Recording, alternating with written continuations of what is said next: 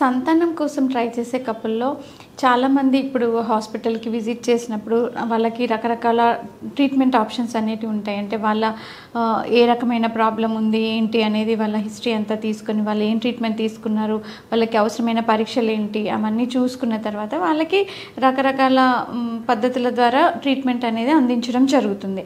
అయితే ఇప్పటికి కూడా చాలా మంది కపుల్స్‌కి ట్రీట్మెంట్స్ గురించి సరైన అవగాహన లేదు. స్టిల్ ఇంకా చాలామందికి ఈ పద్ధతులు అంటే ఏంటి, ఐయుఐ పద్ధతి అంటే ఏంటి, ఐవీఎఫ్ పద్ధతి అంటే ఏంటి, ఎప్పుడు ఎవరికి ఏది అవసరం పడుతుంది అనే దాని గురించి ఇంకా పూర్తిగా అవగాహన అనేది ఇంకా రావడం లేదు. సో ఈరోజు మనం ఈ వీడియోలో ఐయుఐ పద్ధతి అంటే ఏంటి, ఇది ఎవరికి అవసరం పడుతుంది, ఐవీఎఫ్ ప్రాసెస్ అనేది ఎవరికి అవసరం పడుతుంది ఫర్టిలిటీ ట్రీట్మెంట్ తీసుకునే వాళ్ళలో అనేది ఈరోజు మనం మాట్లాడుకుందాం. హలో అండి, నేను మీ doctor Naini, fertility expert, consultant at 49 fertility centre, Karimnagar branch. Fertility treatment కోసం వచ్చే కపుల్లో చాలా మందికి చిన్న చిన్న మందులతోనే కన్సీవ్ అవ్వచ్చు అనమాట. సో కొంతమంది కపుల్కి మేము ఐయుఐ ప్రాసెస్ అనేది సజెస్ట్ చేస్తాం, మరికొంతమంది కపుల్కి ఐవీఎఫ్ ప్రాసెస్ అనేది సజెస్ట్ చేస్తాం. సో ఎవరికి ఐయుఐ ప్రాసెస్ అవసరం పడుతుంది, ఐయుఐ అంటే ఏంటి, ఎవరికి ఐవీఎఫ్ ప్రాసెస్ అవసరం పడుతుంది అనేది బ్రీఫ్గా ఈ వీడియోలో మనం తెలుసుకుందాం.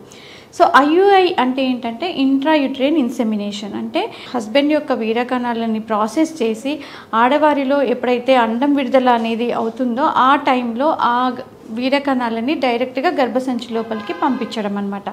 సో ఈ ప్రాసెస్ అనేది ఎవరికి సజెస్ట్ చేస్తాము అని అంటే బేసిక్గా కొంతమందిలో అన్ఎక్స్ప్లెయిన్డ్ ఇన్ఫర్టిలిటీ అని ఉంటాయి. అన్ని రకాల టెస్టులు నార్మల్గా ఉంటాయి, వాళ్ళ వీరకణాల సంఖ్య కూడా నార్మల్గా ఉంటుంది, అన్నం విడుదల కరెక్ట్గానే అవుతుంది, చిన్న చిన్న మెడికేషన్ వాడినా ప్రెగ్నెన్సీ రాలేదు అని అంటే ఐయుఐ సజెస్ట్ చేస్తాం. నెక్స్ట్ వచ్చేసి కొంతమందిలో సెక్షువల్ డిస్ఫంక్షన్స్ ఉంటాయి, ఎరెక్టైల్ ప్రాబ్లమ్స్, ఎజాక్యులేషన్ ప్రాబ్లమ్స్, లేదంటే ఆడవారిలో వెజైనిస్మస్ అనే ప్రాబ్లం, ఇలాంటి వారిలో ఐయుఐ సజెస్ట్ చేస్తాం. ఇంకా కొంతమంది పీసీఓ వాళ్ళలో అంటే వాళ్ళకి అన్నం విడుదల అనేది అనేబులేషన్ ప్రాబ్లమ్స్ ఉంటాయి. సో వీళ్ళు కూడా చిన్న మెడికేషన్స్తో ప్రెగ్నెన్సీ అందట్లేదు అని అంటే అలాంటి వారికి కూడా ఐయుఐ సజెస్ట్ చేస్తాం. ఇంకొక కండిషన్ ఉంటుంది ఏంటంటే ఎండోమెట్రియోసిస్. ఈ ఎండోమెట్రియోసిస్ అనేది మైల్డ్ గ్రేడ్లో ఉన్నప్పుడు మనం ఐయుఐ ప్రాసెస్ సజెస్ట్ చేయడం జరుగుతుంది.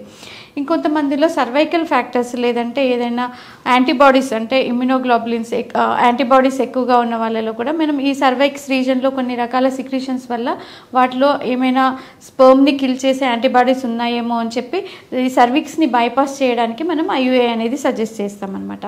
సో ఐయుఐ ప్రాసెస్ చేయాలి అంటే ముఖ్యమైనగా మనము ఆడవారిలో ట్యూబ్స్ అనేవి ఓపెన్గా ఉండాలన్నమాట.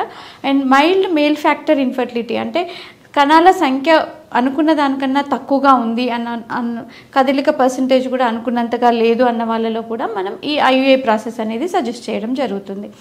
సో మరి ఐవీఎఫ్ ప్రాసెస్ అంటే టెస్ట్ టు బేబీ ప్రాసెస్ అనేది ఎవరికి అడ్వైస్ చేస్తాము అనేది గమనిస్తే దీనికి బేసిక్గా మనకి ఫర్టిలైజేషన్ అనేది జరగడానికి ఫలోపియన్ ట్యూబ్ ఫంక్షన్ అనేది చాలా ఇంపార్టెంట్. సో ఎవరైతే లేడీస్లో ఈ ట్యూబ్ ఫంక్షన్ అనేది కరెక్ట్గా లేదు, ట్యూబ్స్ బ్లాక్ ఉన్నాయి అన్న వాళ్ళలో ఖచ్చితంగా వాళ్ళకి ఐవీఎఫ్ ప్రాసెస్ ద్వారానే ప్రెగ్నెన్సీ వచ్చే అవకాశాలు ఉంటాయి.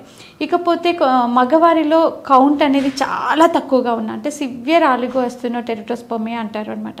సో కదలిక పర్సంటేజ్ అనేది 0 ఉండి కణాల సంఖ్య కూడా పూర్తిగా 0 ఉన్న వాళ్ళలో, లేదంటే మార్ఫాలజీ అంటే కరెక్ట్ షేప్ ఆకారం కరెక్ట్ లేదు అన్న వాళ్ళలో కూడా ఈ ఐవీఎఫ్ ప్రాసెస్ అనేది సజెస్ట్ చేయడం జరుగుతుంది. దాంట్లో ఇక్సీ అనే ప్రాసెస్ అంటే ఎలాగైతే ఆడవారిలో ఐవీఎఫ్ ప్రాసెస్లో ఎగ్స్ అనేవి పెరగడానికి ఇంజెక్షన్స్ ఇచ్చి ఎగ్స్ని బయటకు తీస్తామో మగవారిలో కూడా 0 కౌంట్ ఉన్న వాళ్ళలో ఏంటంటే వాళ్ళ డైరెక్ట్గా టెస్టిస్ నుంచే టిష్యూ తీసి మనం టెస్ట్ చేసి దాంట్లో కణాలు ఉంటే ఆ ఎగ్ అండ్ స్పర్మ్ని కలపడం జరుగుతుంది. సో ఈక్సీ ప్రాసెస్ వాళ్ళకి అవసరం పడుతుంది. ఇకపోతే కొంతమందిలో సివియర్ ఎండోమెట్రియోసిస్ అంటారు అనమాట. గ్రేడ్ 3 గ్రేడ్ 4 ఎండోమెట్రియోసిస్ ఉన్న వాళ్ళలో కూడా అండం విడుదల ఎఫెక్ట్ ప్రాబ్లమ్స్ ఉంటాయి కాబట్టి వాళ్ళలో కూడా ఇది. నెక్స్ట్ వచ్చేసి కొంతమందిలో ఎవరైతే ట్రీట్మెంట్ అంటే నార్మల్ మెడిసిన్స్తో అవ్వట్లేదు, లేదంటే ఐయుఐ ప్రాసెస్ ద్వారా కూడా అవ్వట్లేదు అన్న వాళ్ళలో కూడా వాళ్ళకి ఐవీఎఫ్ ప్రాసెస్ సజెస్ట్ చేయడం జరుగుతుంది. ఇంకొంతమందిలో ఎగ్ రిజర్వ్ బాగా తక్కువగా ఉంది, ఏజ్ ఎక్కువగా ఉంది, ఇంకా వాళ్ళకి టైం చిన్న చిన్న మెడికేషన్స్ లేదంటే ఐయుఐ ప్రాసెస్ ద్వారా టైం ఎక్కువగా తీసుకోకుండా డైరెక్ట్గా ఐవీఎఫ్ ప్రాసెస్ అనేది సజెస్ట్ చేస్తామన్నమాట ఎగ్ రిజర్వ్ తక్కువగా ఉన్న వాళ్ళలో. ఇంకొంతమందిలో రికరెంట్ అబార్షన్స్ అవుతుంటాయి. సో ఏమైనా జెనెటిక్ ఫ్యాక్టర్స్ ఉన్నాయా అని తెలుసుకోవడానికి వాళ్ళకి పీజీటీఏ టెస్ట్ అనేది అవసరం పడుతుంది. సో ఈ పీజీటీఏ టెస్ట్ చేయాలి అంటే వాళ్ళకి ఐవీఎఫ్ ప్రాసెస్లో ఎంబ్రియోస్ని తయారు చేసి ఆ తయారైన ఎంబ్రియోని టెస్ట్ చేయడం జరుగుతుంది అనమాట. సో ఇలాంటివి అవసరమైనప్పుడు ఐవీఎఫ్ ప్రాసెస్ అనేది అవసరం పడుతుంది. సో మీకున్న సమస్యలలో మీకు ఏ ప్రాసెస్ ద్వారా త్వరగా ప్రెగ్నెన్సీ వస్తుంది అనేది మీ ఎక్స్పర్ట్తో డిస్కస్ చేసి మీరు డిసైడ్ చేసుకోవాల్సి ఉంటుంది. Thank you.